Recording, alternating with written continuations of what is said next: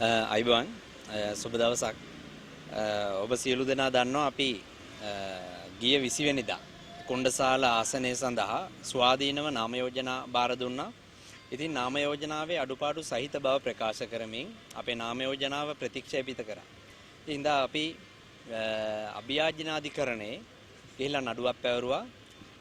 උසාවිය දින 4ක් ගරු අධිකරණ විසින් දින 4ක් මෙම නඩුව විභාගයටපත් කරලා තීන්දුවක් ප්‍රකාශයටපත් කරා වහම ස්වාධීන කණ්ඩායමේ නාම යෝජනාව අපේ නාම යෝජනාව පිළිගන්නේ කියලා. ඒ අධිකරණ නියෝගය ලිඛිතව දැන් අපි මහනුවර තෙරිම්බාර නිලධාරියාට නියෝජ්‍ය මැතිවරණ කොමසාරිස්තුමාට අපි දැන් ගෙනල්ලා බාර දුන්නා. හැබැයි කියන්න කනගාටුයි ඒක බාර දෙද්දිම කිව්වා මැතිවරණ කොමිසම විසින් අපේ තීන්දුව අභියාචනාධිකරණයට දුන්න තීන්දුවට අභියෝග කරමින් එයාලා ශ්‍රේෂ්ඨාධිකරණයේ ගිහිල්ලා අපේ තීන්දුවට විරුද්ධව තව නඩුවක් ගොනු කරලා. එහෙනම් අපේ තීන්දුව දැන් ගත්තා. එයාට උපදෙස් අවශ්‍යයි කිව්වා කොළඹ ප්‍රධාන මැතිවරණ කොමසාරිස්තුමාගෙන්. නමුත් මේ වෙද්දී ශ්‍රේෂ්ඨාධිකරණයේ අපේ තීන්දුව අභියෝගයට ලක් කරමින් නඩුවක් යනවා. ඒ තීන්දුව එනකල් බොහෝ වෙලාවට ඉන්න වෙයි කියලා. එහෙම වුණොත් අපි අභියාචනාධිකරණයෙන් ගත්තේ තීන්දුව වළංගු වෙන්නේ නැහැ. මොකද ඒකට විරුද්ධව ඊට ඉහළ තියෙන උසාවියේ ශ්‍රේෂ්ඨාධිකරණය මේ වෙද්දී වෙනම මැතිවරණ කොමසාරිස් කාර්යාලයෙන් නඩුවක් ගොනු කරලා. දේශපාලන කටයුතු කරගෙන යෑමේ ගැටලුවක් නැහැ. නමුත් මේ වෙද්දී කුණ්ඩසාලේ සහ මහනුවර දිස්ත්‍රික්කයේ අනිත් සියලු පක්ෂවලට ලකුණු අංක අපේක්ෂකයන්ගේ විස්තර සියල්ල මැතිවරණ කොමිසමෙන් ලබා දීලා තියෙනවා. හැබැයි මේ තීන්දුව මැතිවරණ දින 4ක් තියලා આવොත් අපිට කැන්වසී යන්න විදියක් නැහැ. අපේ අපේක්ෂකයන්ට ගමට ලකුණක් කියා ගන්න විදියක් නැහැ. අපි ස්වාධීන කණ්ඩායමන්නේ. ඒතර අපිට ලකුණක් නැහැ, අංකයක් නැහැ තාම. එහෙනම් ඒ ආවාසිය අපිට තියෙනවා. මේ වෙද්දිත් අපි දවස් 20 ගාණක් උසාවිය අද වෙනකල්. ඉතින් දැන් ඒ තීන්දුව අපි ගෙනත් දුන්නාම මැතිවරණ කොමසාරිස්තුමා අපේ තීන්දුව අභියෝගයට ලක් කරමින් ශ්‍රේෂ්ඨාධිකරණයේ ගිහිල්ලා තියෙනවා. ඉතින් මේ තීන්දුව කවදද දන්නේ. එහෙම වුණොත් ඇවිල්ලා දවස් 3-4ක් තියලා අපිට තීන්දුව හම්බුනොත් ඒ ලැබෙන තීන්දුවෙන් අපිට ප්‍රයෝජනයක් නැති වෙනවා. මොකද ඔව් මැතිවරණයේ කුණ්ඩසාලේ ප්‍රාදේශීය සභාව සඳහා මැතිවරණයක් කල්ලායිද? ඒ සම්බන්ධව යම්කිසි සැකයක් නියෝජ්‍ය මැතිවරණ කොමසාරිස්තුමාත් ප්‍රකාශ කරා. ළඟම තියලා තීන්දුවක් දුන්නොත් අපිට මේව කරගන්න බැරි වෙයි කියන කාරණාව. නමුත් හෙට අනිද්දා තීන්දුවක් හම්බුනොත් එහෙම ඒකේ අවාසිය අපිටමයි. දැන් එතකොට ඔබතුමාලා මේ පිළිබඳව ඉහළ අධිකරණයට ඔබතුමාලාගේ සහභාගීත්වය නෑ අපිට දැන් මේ තීන්දුව වෙනකල් බලන් ඉන්න වෙනවා. අභියාචනාධිකරණයෙන් දුන්න තීන්දුවනේ දැන් අභියෝගයට ලක් කරලා තියෙන ශ්‍රේෂ්ඨාධිකරණේ. මේ තීන්දුව ආවොත් අපි නැවත වතාවක් ආයෙත් ශ්‍රේෂ්ඨාධිකරණයේම අපීල් එකක් ගොනු කරනවා.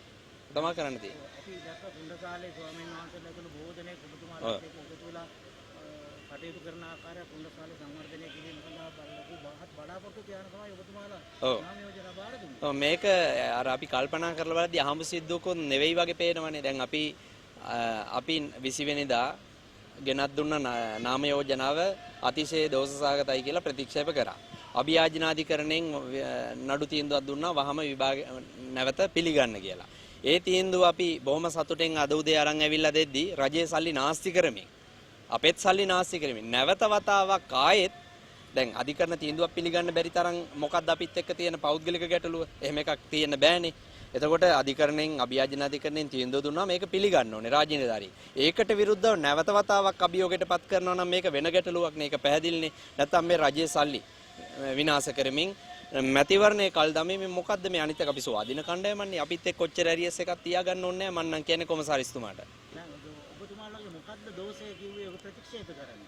නෑ දැන් මෙහෙන් කිව්වේ සහතික පිටපත් වල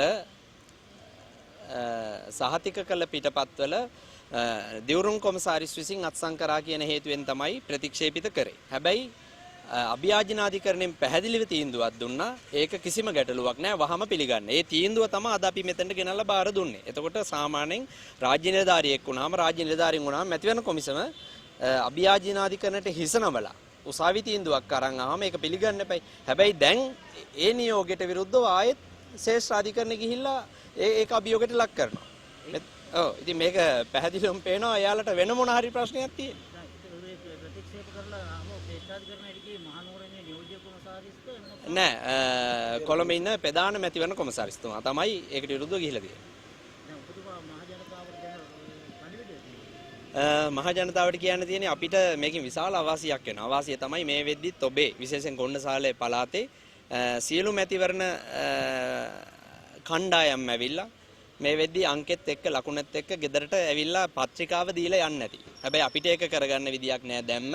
මොකද මැතිවෙන්න බොහෝ වෙලාවට දවස් දෙකක් තුනක් තියලා අපිට දුන්නොත් එහෙම අපිට ගෙවල් 10කටවත් යන්න වෙලා මදි වෙනවා. හැබැයි අපි මේ අපි ඉතින් අභියෝග බාර ගන්න කොහොමත් කැමති. ඒකනේ මේක මෙච්චර ඇදන් ගියේ.